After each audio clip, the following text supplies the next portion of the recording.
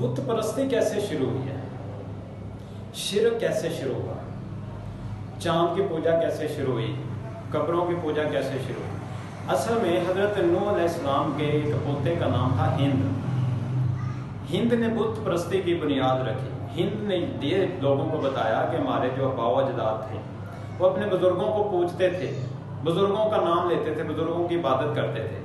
तो उस तरह हिंद ने जो है वो लोगों को कायल किया और फिर उन्होंने पत्थर की, लकड़ी की, मट्टी की मूर्तियां बनाना शुरू कर दी और बुत परस्ती की जो है वो मतलब आगाज़ कर दिया। बुत परस्ती जो है वो शुरू हो गई बरसगीर पाक व हिंद के अंदर। सबसे पहले बुत परस्ती जो शुरू हुई है वो हिंदुस्तान के अंदर से हुई है और हिंदुस्तान को हिंद की वजह से हिंदुस्तान कहा जाता है। ये हिंद कौन था?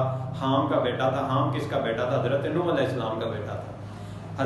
जब ये मतलब हिंद के दौर में राजा जो सूरज था ना, राजा सूरज के दौर में तकरीबन 90 ऐसे ग्रोह पैदा हो चुके थे कि जो मुख्तलिफ तरह से शिरक करते थे, मुख्तलिफ तरह से बुतों की पूजा, अपने देवताओं की, अपने बावजदाद की, अपने बुजुर्गों की पूजा करते थे।